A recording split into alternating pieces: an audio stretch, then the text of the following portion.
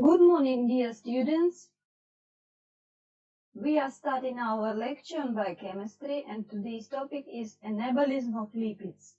Biosynthesis of fatty acids, formation of triacylglycerols and phospholipids.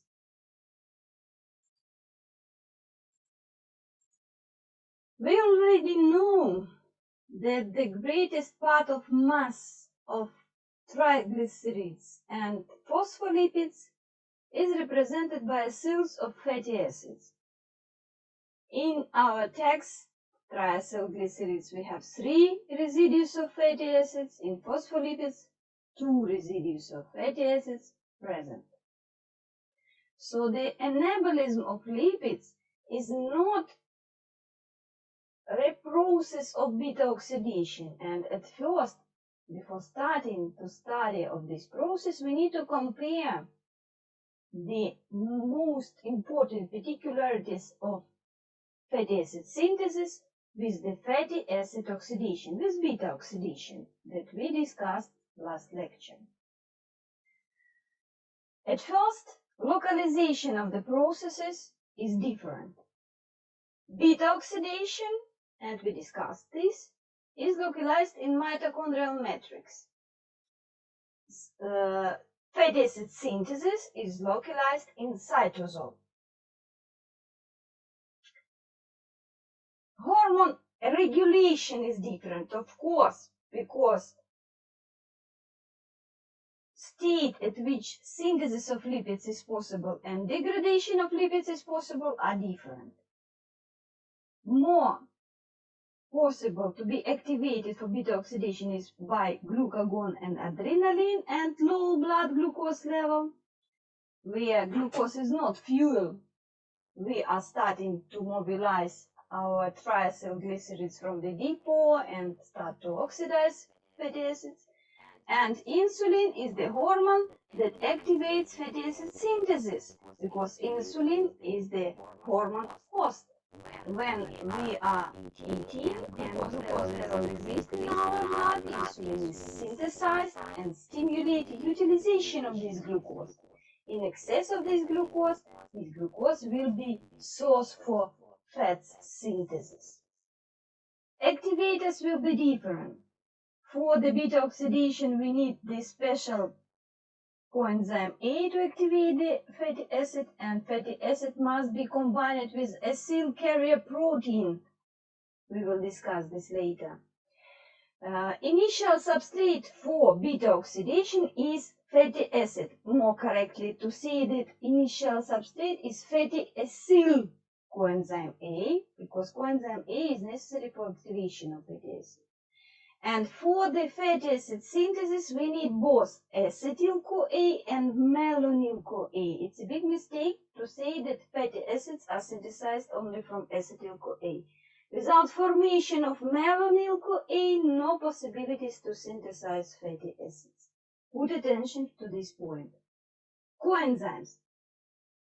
For the beta oxidation, you know that FAD and NAD are participating. FADH2 and NADH2 are formatting in each cycle of beta oxidation. Put attention, for fatty acid synthesis we require NADPH2, and due to the localization of the process of cytosol, I remind you that the biggest sources of NADPH2 in our cytosol is the pentose phosphate pathway. Types of reaction are different. We will discuss this and compare all the steps. Then, function, direction of the processes.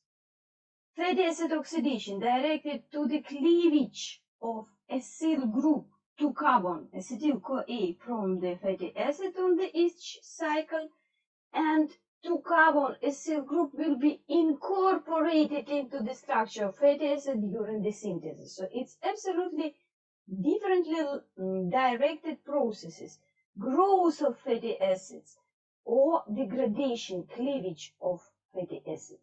And final product, of course, to what we are directed our processes. Acetyl-CoA unit is formated during the beta oxidation, and palmitate, long chain fatty acid with the 16th atom of carbon is a final product of fatty acid synthesis.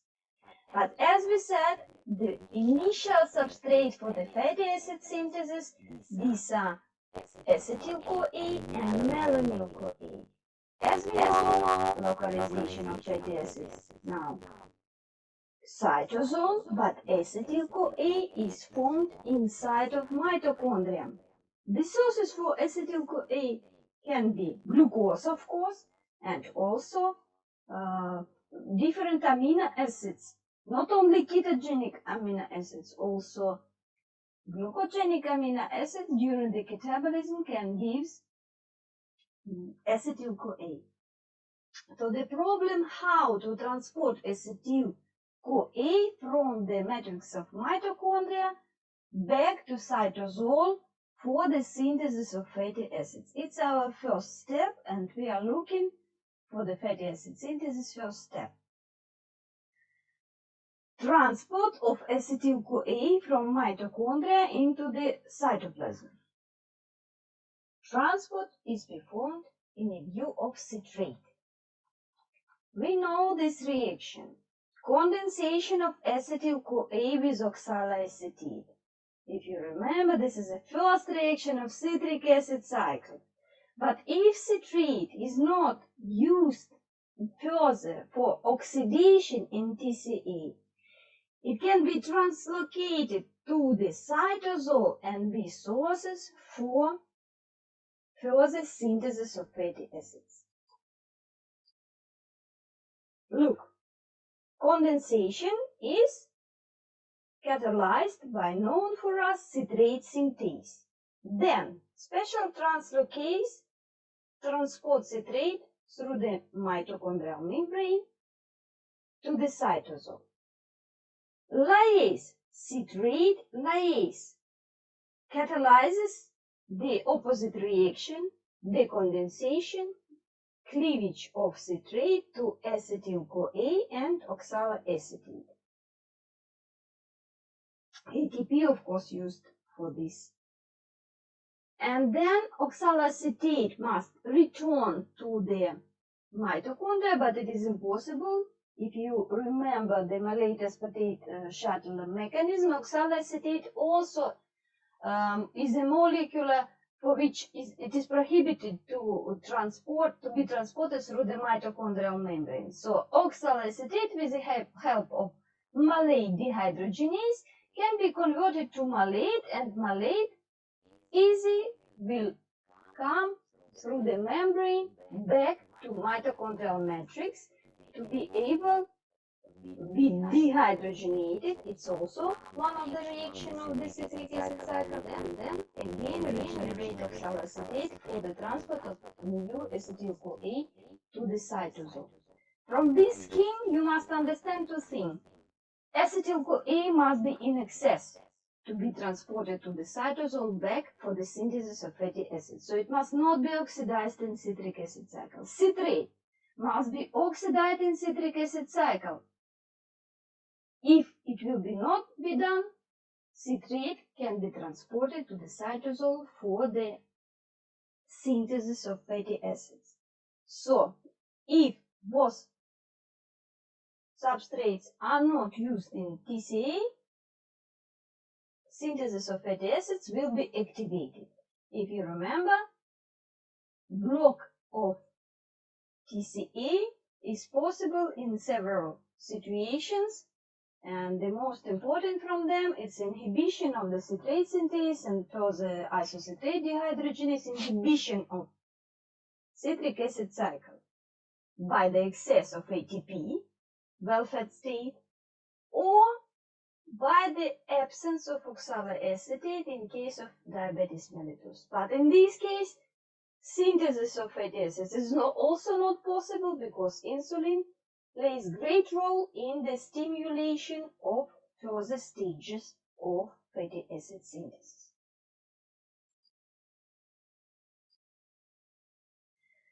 The second step of our fatty acid synthesis, this is the formation of malonyl-CoA.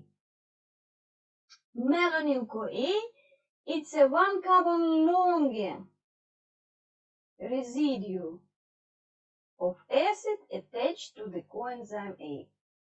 Compare please. In acetyl-CoA we have only methyl radical here, so we have residue of acetate here attached to coenzyme A. In malonyl, longer dicarboxylic acid is attached to the coenzyme A, and to create this longer residue we need in carbon dioxide.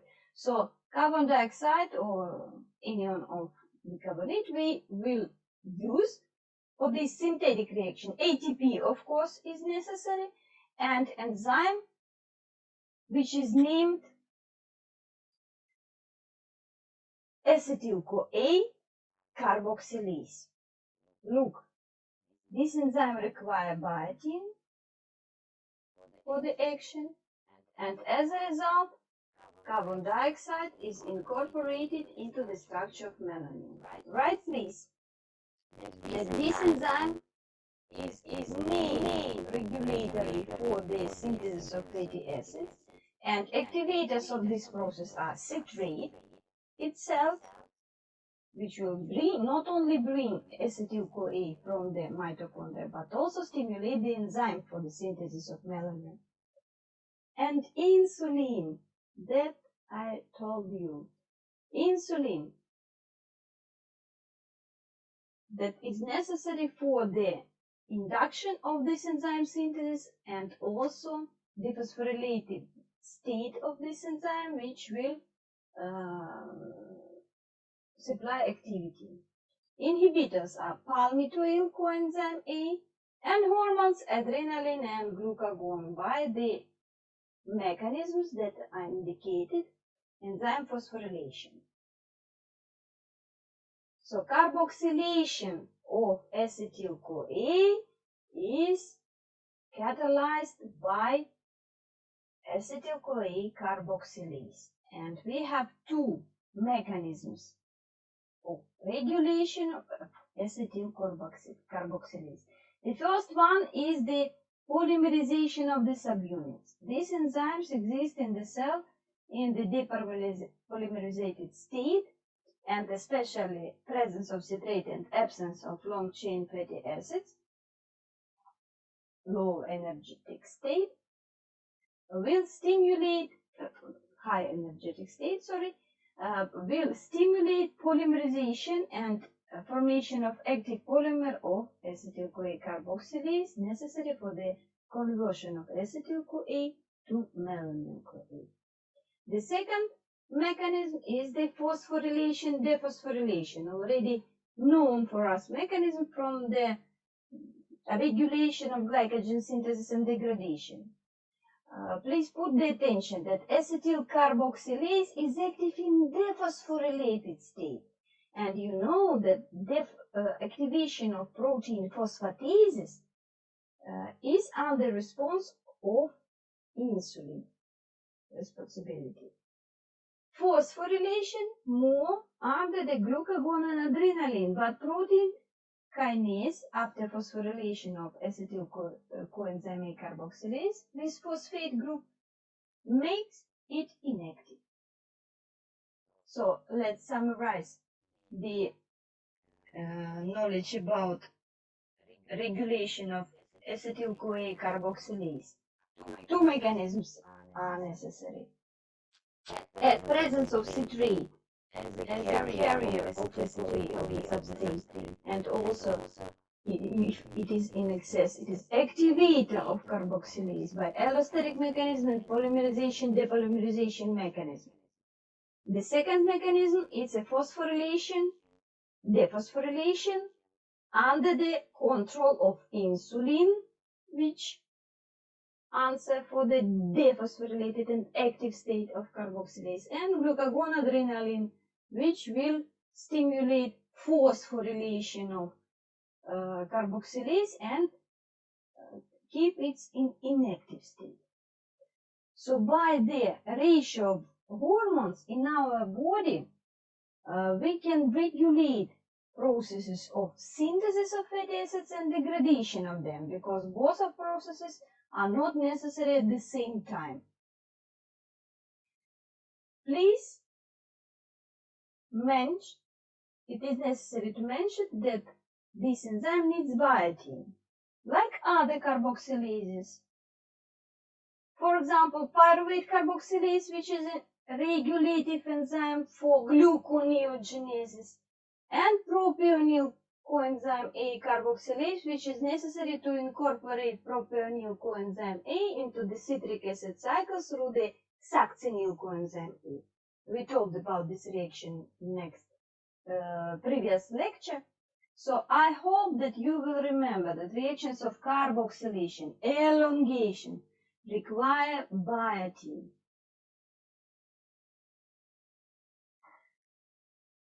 The third stage, it's natively synthesis of fatty acids, and we will discuss it on the example of synthesis of palmitic acid, because it's the first stage for all long-chain fatty acids in our body. At first, we need to say that, and I propose you to write this as a necessary basic statement, that long-chain saturated fatty acids are synthesized from acetyl-CoA, shuttled out from the mitochondria, and formated from it malonyl-CoA. Both substances please name as the initial substrates, because you will see that without malonyl formation, no fatty acid synthesis. Even in excess of acetyl-CoA, like we have in diabetes mellitus, if malonyl-CoA at absence of insulin is not formed, fatty acid synthesis will not be done. The second position. Fatty acids are synthesized by a cytoplasmatic complex of 6 enzyme activities, 6 enzymes, and 1 acyl carrier protein, which is not enzyme but is necessary to fix participators of fatty acid synthesis and regulation of all of the processes. And finally, fatty acids are synthesized as a repeating reaction sequence. And it is easy for us because repeating sequences is easy to study. Like in beta oxidation, where 4 reactions are repeated, here also we will learn several reactions which will be repeated as a cycle to elongate our chain of fatty acids. Synthesis of fatty acids is performed not by one enzyme, but the great multi-enzymic complex, which is named fatty acid synthase or palmitate synthase, because the final product is palmitate. This enzyme is a dimer hetera. Each monomer is a hetera polymer, has several domains from which 6 domains are enzymes, and 1 is non-enzyme protein, which is named acyl carrier protein. Protein which will be attached to acyls during the fatty acid synthesis. ACP is abbreviation. It's a great multi-enzymic complex which is the most important and regulated in the elongation of fatty acids.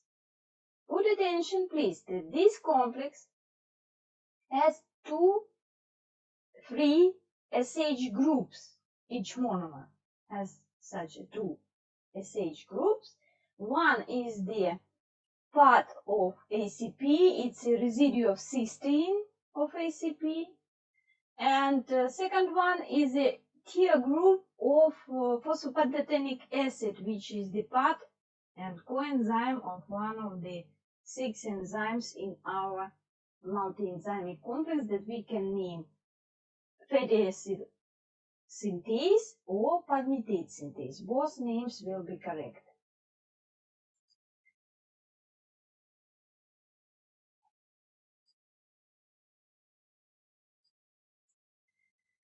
So the first stage for the formation of long-chain fatty acid our SH groups must interact with acetyl coenzyme A and acetyl fatty acid synthase or acetyl palmityl synthase form. And the next step is the attachment of melanin. So look, at the first step, both acetyl-CoA must be attached and melanin coenzyme A. And melanin coenzyme A must interact with the fatty acid synthase. It's important. First reaction, transfer of residue of acetic acid to SH group. It's the same like acetylation of coenzyme A, but here we have great multi-enzymic complex as a carrier of both of these acyls.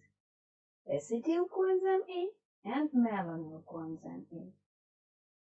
So the substance that is formed, we can name acetyl malanyl fatty acid synthase. Reaction of formation of acetyl-CoA is catalyzed by the enzyme which is named acetyl-CoA ACP transacetylase, and second reaction is attachment of melanyl. So enzyme is named melanyl coenzyme A ACP transferase. It's only affiliation that it is difficult to learn the name of these enzymes. If you will know the mechanisms of the reactions, the name of enzymes you will construct same like for beta oxidation. So at the next step, step 1, we name it because they will be repeated for the further elongation of fatty acid. Look carefully to the mechanism of this reaction. What will be done? This step is named condensation. Acetyl-CoA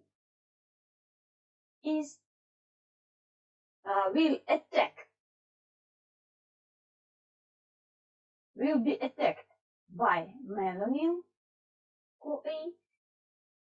Acetyl will attack melanin, and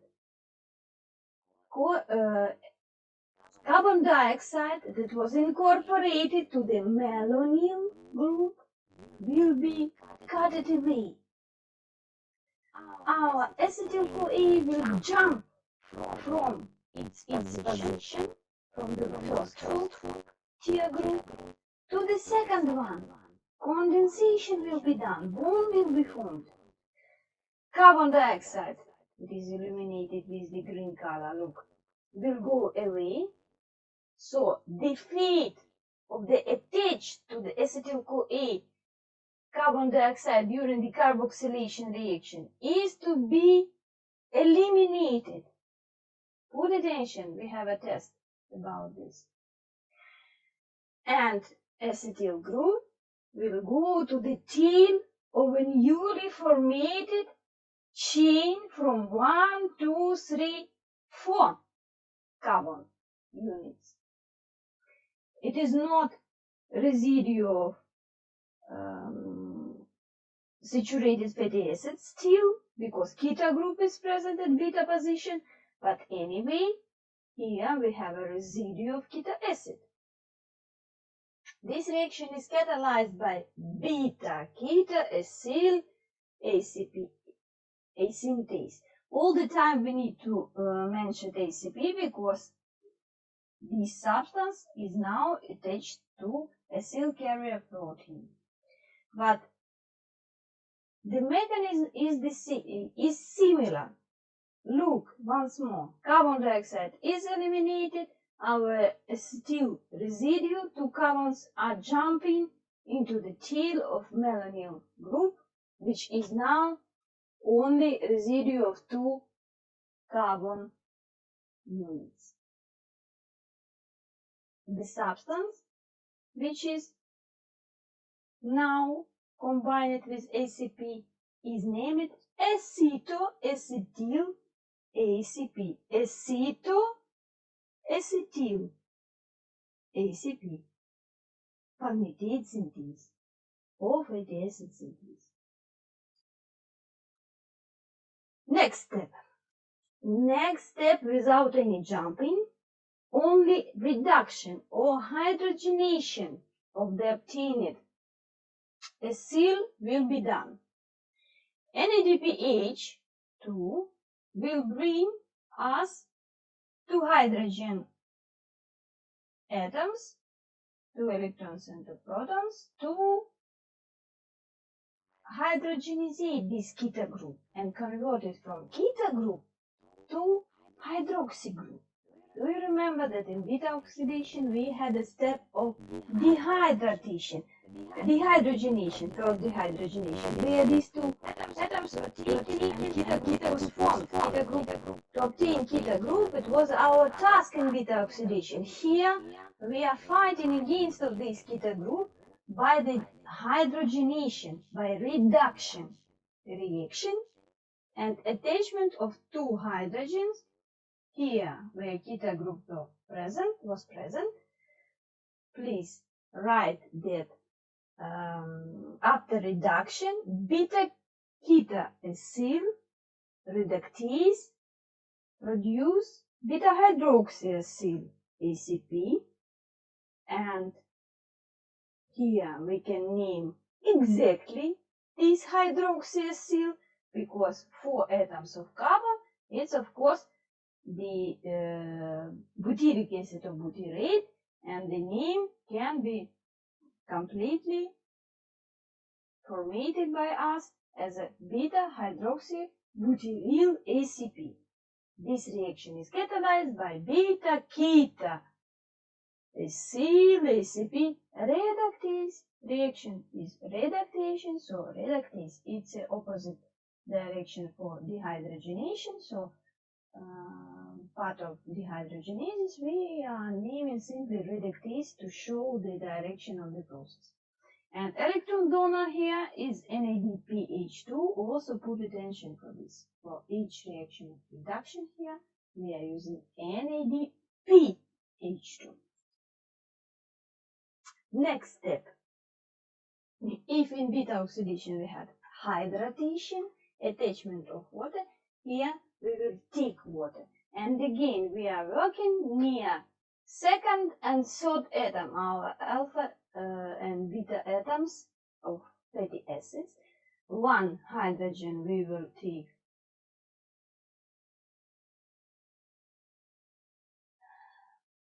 here, OH, we will take from the beta atom.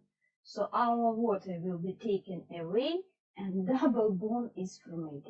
So a little bit it reminds us beta oxidation in opposite direction, but remember that everything is performed not in mitochondrial matrix, in cytosol, and everything is performed with the participation of absolutely another enzymes. Here it's a parts of one enzymes. They are domains. Enzyme is named beta hydroxybutyryl ACP dehydratase.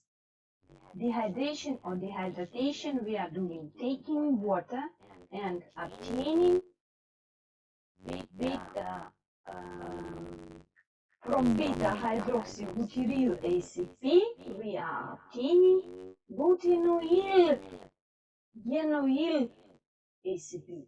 Now we have residue of 4 carbon fatty acid attached to ACP with double bond, it means non-saturated, but we are directed to the synthesis of saturated palmitate. So the next step must be reduction. Next step of reduction, it's a 4th step, next step of reduction, addition of hydrogen and formation of saturated acyl. Double bond of butynyl ACP is reduced, means saturated, with the help of NADPH2, Of course, it is converted to free NADP. Next reaction of reduction. By the action of enzyme yenoyl, our substrate name, ACP reductase. Again, NADPH2 is a donor of electrons here. Look one more. Double bond. 2 hydrogens we attached and obtained residue of 1, 2, 3, 4 carbon unique acid attached to the ACP. In comparison with the primary acetyl-CoA that had 2 atoms of carbon, malonyl that had 3 atoms of carbon but lost 1 carbon by CO2 by decarboxylation during the condensation step. Here we have residue of butyric acid. If we require butyric acid at this moment, this acid can go away from ACP. For this we have the special enzyme, thioesterase, about which we will talk about a little bit later. But if we need butyric acid, no problem. At this moment, it is possible to cut butyrate from the palmitate synthase, from the fatty acid synthase, and use it for necessary purposes. But more often, we need to continue and repeat all stages to synthesize longer fatty acid. It means, and the next step, here you can see the first step, malonyl acid condensation, the formation of butyric acid. At the next step, new molecule of malonyl coenzyme A. Put attention, this is malonyl coenzyme A, not acetyl coenzyme A. Will go to ACP protein and cycle will be repeated. Again, condensation step will be done, then this carbon dioxide, which is green here, will go away. Our chain will have 6 atoms of carbon, then keto group at the beta position, in the formatted beta position, will be hydrogenated and dehydrated and again hydrogenated with the help of NADPH2, and more longer 6 atoms of carbon fatty acids will be localized here in the second hook of our palmitate synthase.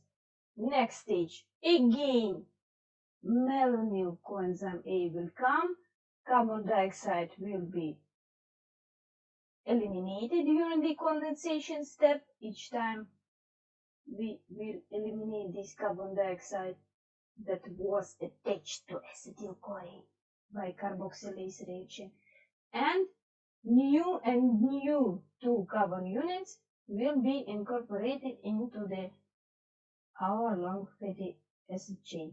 The resulting product will be acid, which will be cutted by thioesterase finally from the pentatonic acid. Will be palmitate with 16 atoms of carbon. I will show you this process. It's not easy topic, so I will show you this process with the several ways. As I told you, palmitate synthase or fatty acid synthase is a trimer of the same polypeptide chains, with each one contains the 7 subunits ACP protein with the hook tier group as a part of cysteine from this process, and residue of pentatonic acid, tier group of pentatonic acid. So we have 2 subunits in palmitate synthase, and to understand how synthesis will be done, we are using half of this enzyme to show in the reaction. So this is a SH group to be attached acyls, and this SH group to be attached to the acyls. Same like in acetyl-CoA, we have SH group as a finish of TR alcohol, also for activation of fatty acids. So the first acetyl-CoA carboxylase necessary to synthesize malonyl, yes, and then malonyl will be attached together with acetyl-CoA to the palmitate synthase.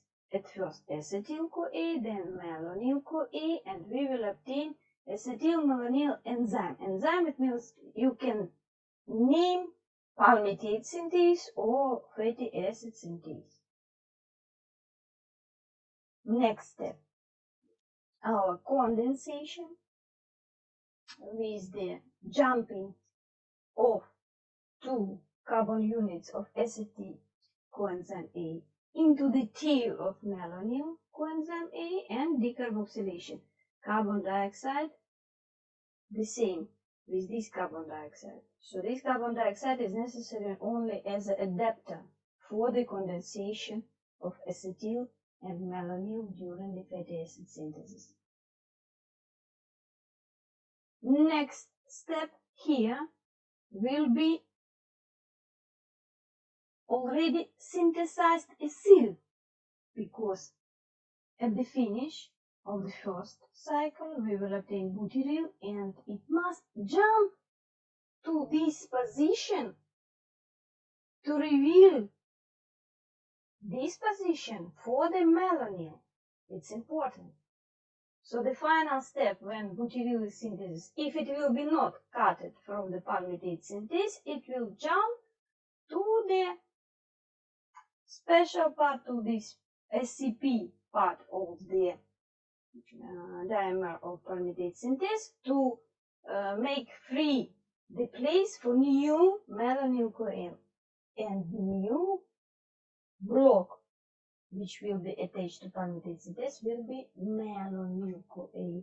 Each new 2 carbons are brought by malonyl, not by acetyl-CoA. Acetyl-CoA we can see only at the beginning of the whole of the process. So after formation of our ketacyl, we need to work with the beta atom, yes, with the beta atom. We need to make hydroxyl, then enonyl, then saturated acyl. For this we are using NADPH2. As I told you, the most important source of NADPH2 is pentose phosphate pathway. Remember, this is a connection between carbohydrate and lipid metabolism. But also you can mention that isocitrate dehydrogenase and malic enzyme, the special enzyme which is working with malate in cytosol, also can be sources of NADPH2. They are mineral sources, so most important to remember about pentose phosphate pathway. So glucose will give not only acetyl-CoA for the synthesis of lipids, but also hydrogen for reduction reaction. NADPH2 usually are not participating in the respiratory chain and formation of ATP. This energy is used directly for the synthesis and primary for the synthesis of fatty acid, then for the synthesis of cholesterol and some other things. So after we obtain ketacyl, we are working to remodulate this beta atom situation. From ketacyl we need to obtain hydroxycyl, then enonyl, and then acyl of saturated fatty acid with the help of ketacyl reductase, then hydratase, then enonyl reductase, and finally, if you want to stop, to block elongation, we need to use enzyme which is named thioesterase, cleavage of ester, cleavage of fatty acid from the palmitate synthase. Usually we need palmitate as the initial fatty acids for further synthesis of long-chain fatty acids. And due to this, we need to repeat our steps 2 to 5 7 times. Then TOS3 is cut palmitate. Let's write this third step, synthesis of palmitic acid, after formation of melanin coenzyme A, after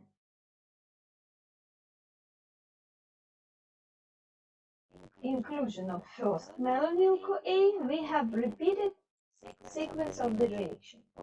Condensation, hydrogenation or reduction, first reduction, dehydration, and hydrogenation second, reduction again. Write basic position about synthesis of palmitic acid. Melanin coenzyme A, which is necessary for this process, is formed from acetyl-CoA, transported from mitochondria by citrate. The main source of NADPH2 for the synthesis of fatty acid is pentose phosphate cycle. So here you can make a conclusion that both for hydrogen and for carbon, source for the fatty acid is glucose. And the final product of the action of our multi-enzymic complex of fatty acid synthase is palmitoid coenzyme A, which will be cut from the palmitate synthase by TOS3. As I told you, in any step we can cut necessary for us short or medium chain fatty acid.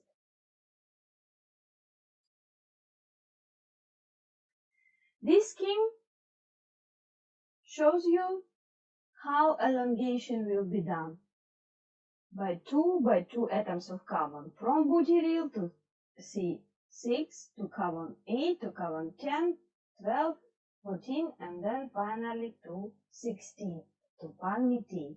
On each step, as I told you, we can cut fatty acid from the fatty acid synthase.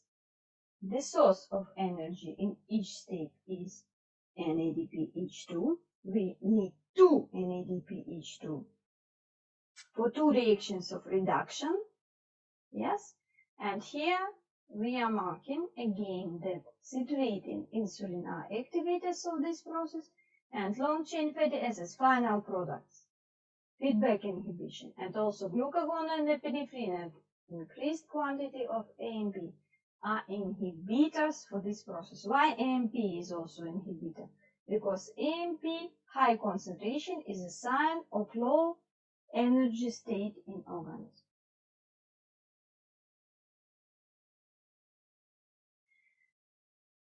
Further synthesis of another fatty acids is based on the synthesis of palmitate. 16 atoms of carbon we have in palmitate, no double bonds.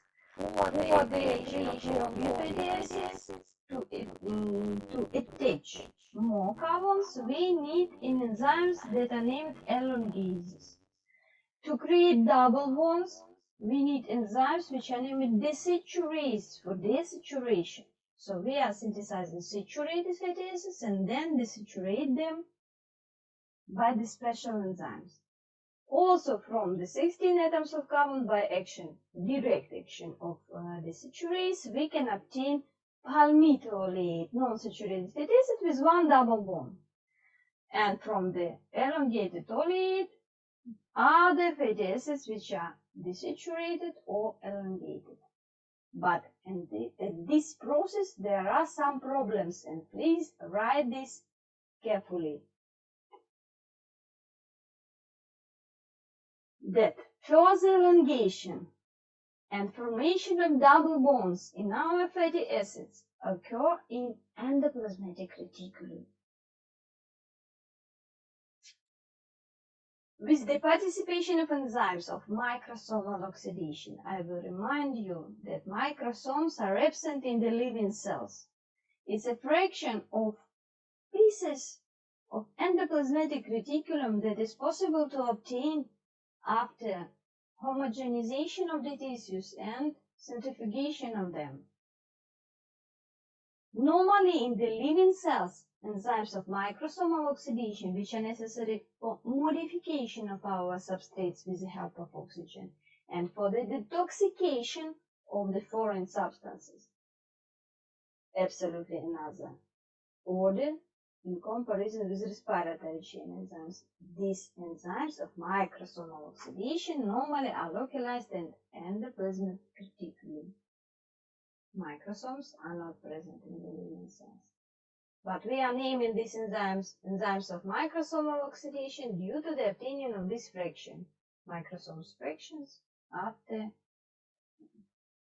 special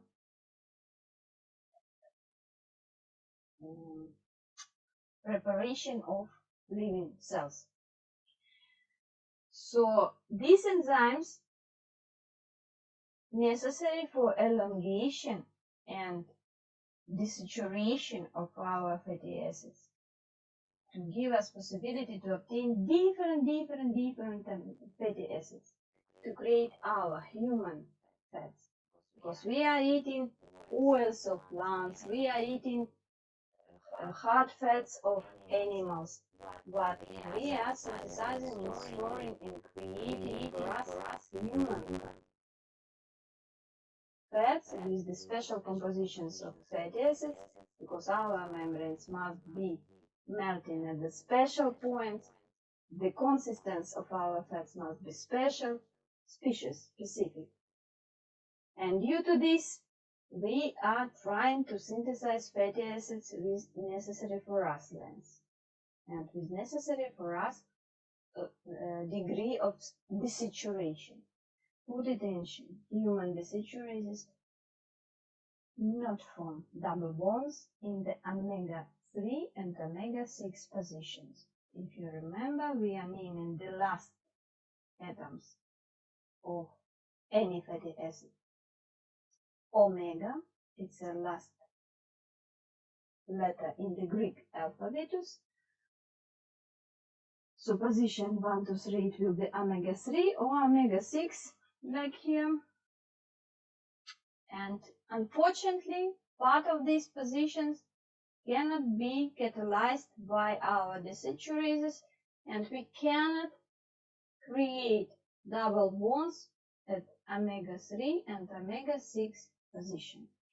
So such acids, polyunsaturated fatty acids usually with many double bonds, but with the presence of double bond at the omega-6 or omega-3 position, are named essential. It means that we cannot create them in our body and must obtain them with food. The representatives of such acids are represented on the slide. It's linoleic, icosapentaenoic acid, arachidonic, linolenic acid, and then what food sources bring for us these acids are shown here. So remember that these acids are essential, but they are not vitamins. The beginning of the 20th century, when these essential acids were described and their function and was not so understandable, but the price for their obtaining was understandable, there was proposed to name them vitamin F, fatty acids. But now we know that they are not vitamins, because for vitamins we are defining that they are not used as a source of energy. They are not for the plastic purposes, vitamins. Only to help us in catalysis of some reactions or in some vital functions. Fatty acids with double bonds we can use as a sources of energy if it is necessary. Fatty acids, polyunsaturated fatty acids, we are using in plastic purposes because they are parts of our phospholipids and It means parts of our membranes. So they are not real vitamins. Remember this. You can name them vitamin-like substances, but better to understand that these are essential factors of our food, but not vitamins. And put attention again, further elongation will be done by microsomal oxidation enzymes. So microsomal oxidation enzymes, in addition to foreign substances which is necessary to detoxify, they have big quantity of endogenic substrates for their modification. For example, the saturation, elongation of the fatty acids.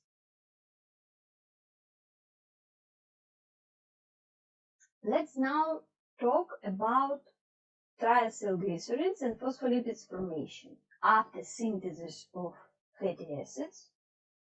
After synthesis of them in necessary quantity and necessary composition for our body, we need to formate triacylglycerides and phospholipids from them. Put attention again that most of the fatty acids that are synthesized or ingested in our body have two fates. They can be incorporated into the triacylglycerides for the storage and further usage for energy, or they can be incorporated into the phospholipids and come to the membranes to be the parts and functionizing as parts of membranes. Also, it's interesting that triacylglycerols and glycerophospholipids, like phosphatidylserine, like phosphatidylethanolamine, capelin, and lecithin, are synthesized from the same precursors. This position, please write. So, we can resynthesize triacylglycerols from the ingested fatty acids, like in enterocytes. We can use for the synthesis triacylglycerols for lipids, fatty acids that we are synthesized de novo. It depends from the situation, from the orders of these processes, and from the availabilities of fatty acids in our food. Sometimes, if food is the same all the time and only one type of fatty acids is coming, of course, we need to incorporate into the triacylglycerols de novo synthesized fatty acids because we need to synthesize human fats, not fats of plants or animals that we can eat. Biosynthesis of triacylglycerols and glycerophospholipids require, of course, active glycerol. I told you that all molecules, both for catabolic purposes and anabolism, must be activated, must be changed in the structure by attachment of something, like phosphate, like glucose and our glycerol, like coenzyme A for fatty acids, like nucleosides and nucleotides for the some purposes, synthetic purposes. So glycerol is activated through the phosphorylation. Synthesis of triacylglycerols require formation of glycerol 3-phosphate. And we have two ways how to obtain this glycerol 3-phosphate for the formation of glycerophospholipids and triacylglycerols. The first way is from glucose, from the glycolysis. Same like we studied oxidation of glycerol through the dihydroxyacetone phosphate formation. Back, dihydroxyacetone phosphate from the glycolysis through the action of glycerol 3-phosphate dehydrogenase, which will take hydrogen from the coenzyme NADH and put it here where keto group is present, will lead to the formation of glycerol 3-phosphate. Look, glycerol and at the third atom, phosphate atom. It's from glucose, and this pathway, which is characteristic for all the cells except of liver and partly enterocytes. Small quantity of this enzyme, glycerol kinase, present in enterocytes, and most part of this enzyme present in liver. So liver is able to metabolize free glycerol, because free glycerol, with the participation of ATP and action of glycerol kinase, can be converted to glycerol 3-phosphate, initial substance for the further synthesis of glycerophospholipids and triacylglycerols. Put the attention, this is the active form of glycerol, glycerol 3-phosphate. Phosphoric group is attached to the third atom of glycerol. Two enzymes are necessary. Glycerol 3-phosphate dehydrogenase, present in liver, in enterocytes, everywhere. And glycerol kinase only in liver and small quantity in enterocyte where free glycerol can be activated. And fatty acids. Don't forget that fatty acids for synthetic reaction also must be activated, because sometimes we are absorbing, for example, for resynthesis of fats in enterocytes, we need fatty acids that we absorbed. In this case, it must be activated. So all fatty acids that we are synthesizing and creating finally must be activated and go to the synthetic reaction only in a view of acyl's coenzyme A attached to our head of kite to be activated and to go for the synthetic or catabolic reaction. Enzyme which is necessary for this is thiokinase, or correct name, acyl coenzyme A synthetase. Don't forget about this step. Synthesis, construction, collection of the triacylglycerols and phospholipids is started from the formation of monoacyl glycerol 3-phosphate, because glycerol 3 still in the phosphorylated state. Our active form of glycerol, look, glycerol 3-phosphate, is reacting with already activated acyl fatty acid, and with the help of enzyme which is named acyltransferase. You can name glycerol 3-phosphate acyltransferase. If you will name simply acyltransferase, it also will be correct.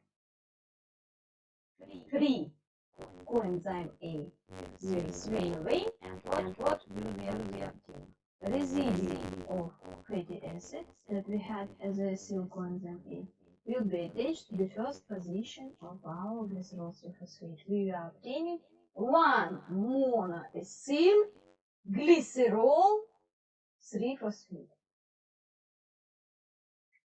Next stage, this is the acylation of the second atom. Second atom is still free, so also activated before fatty acid, now acyl coenzyme A, with the help of acyltransferase, will be attached to the second position. Look, R1, R2 at the first position, second position, and phosphate in the third position. This diacylglycerol 3-phosphate more commonly is called phosphatidic acid. Look, phosphatidic acid. Why acid? Because residue of acid is still here, and 2 acyls. So phosphatidic acid.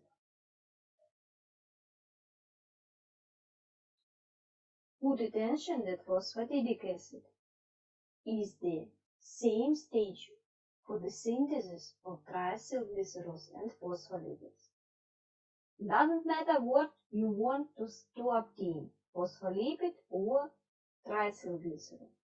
You need to obtain it first, phosphatidic acid.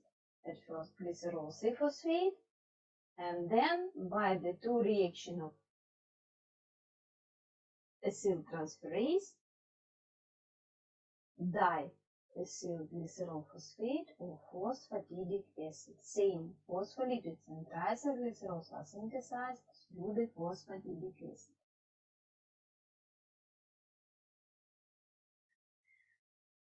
Let's look to the overview of diacylglycerol pathway. It means synthesis of triacylglycerol through the formation of diacylglycerol. At first, glycerol is phosphorylated, then acylated acetylated at one position, acetylated at the second position. Then phosphate must be cut away by the phosphatidase, because this is phosphatidate. So phosphate is cut by the hydrolytic reaction of phosphatidase, and we will obtain diacylglycerol that is acetylated by new acyl coenzyme A transferase. Again, we are taking acyl coenzyme A and attach it to the third position. Diacylglycerol, glycerin, and 3 residues of fatty acid. The same way is shown here. So phosphatidic acid formation, phosphatidase reaction, diacylglycerol formation, and acetylation with the new acyl coenzyme A, attachment of third residue of fatty acid, and obtaining of triacylglycerol. To obtain phospholipids, another pathway is necessary. Phosphate is not cut from here, but to the phosphatidic acid we can attach necessary amino-containing compound or monosaccharide to obtain phosphatidylserine, phosphatidylcholine, phosphatidylethanolamine, and other phospholipids. So the first pathway is to obtain phospholipids from phosphatidic acid by the simple attachment of necessary amino alcohols or monosaccharides and that. But put attention that this not simple step to attach for our phosphatidic acid something non-lipid, nitrogen containing usually, or monosaccharide. For this we also need some intermediate steps where special nucleoside triphosphate is participating, CDP, CTP or CDP, which is necessary to attach to our phosphatidic acid. One of the pathways to obtain phospholipids is to activate our diacylglycerol with the help of CTP reaction and formation of CDP diacylglycerol. Like UTP glucose.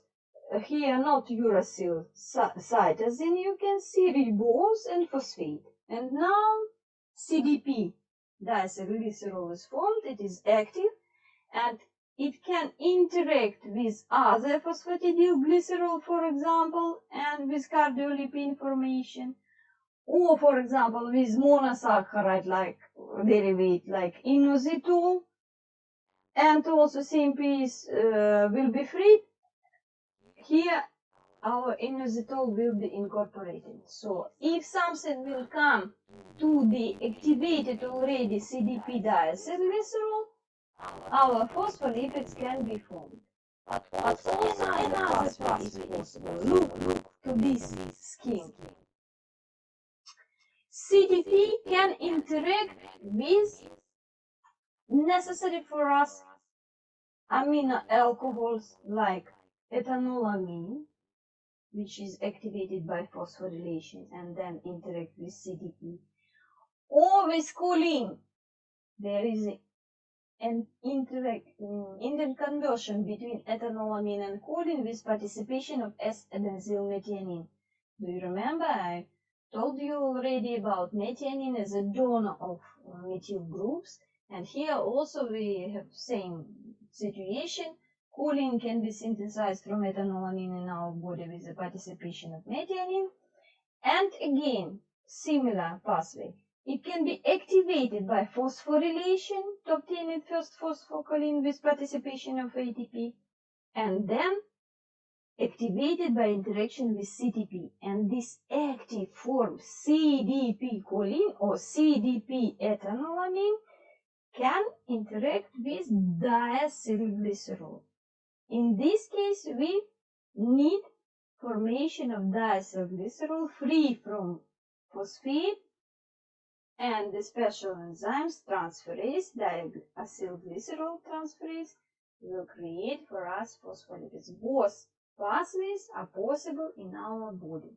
It's necessary only to remember that all the time the participants of these processes must be activated. Glycerol mainly must be glycerol 3-phosphate or phosphatidic acid or diacylglycerol phosphate, but in this case CTP must interact and activate by CDP attachment of choline or ethanolamine.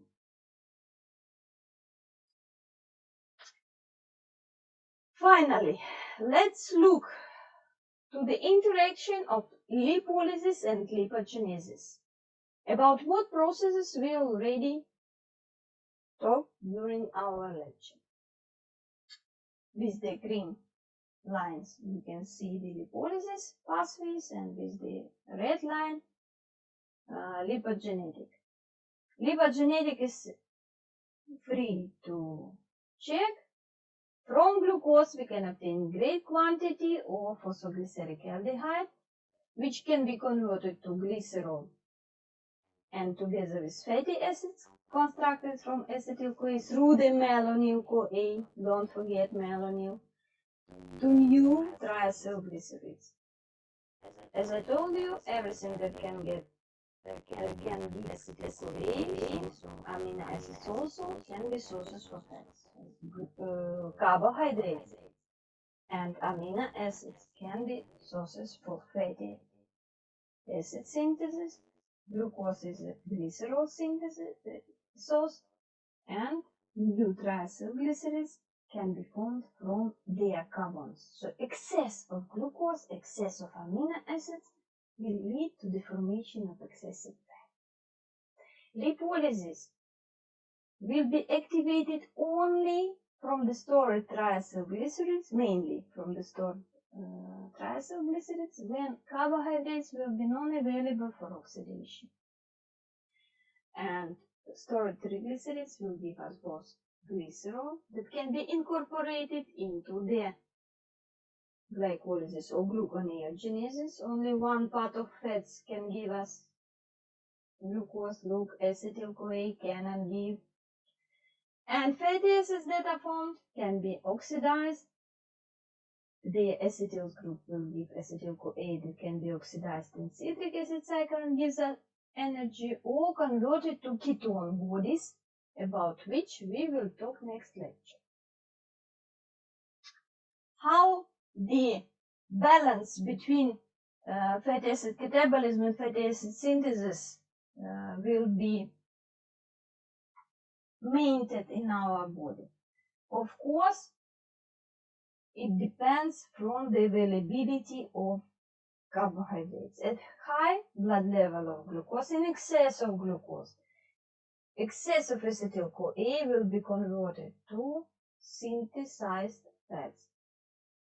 In low blood glucose level, in starvation, we will start to use stored lipids as a sources of energy. Acetyl coenzyme carboxylase is regulated by insulin and glucagon, by kinase. It is phosphorylated inactivated, by phosphatase it is activated, and start to convert excess of acetyl-CoA to malonyl and then to fatty acids. Glucose, excess of glucose will give us excess of acetyl-CoA.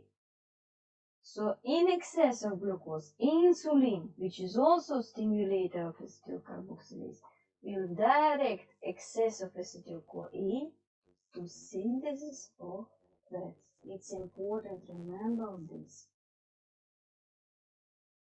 People can completely avoid fats on the diet.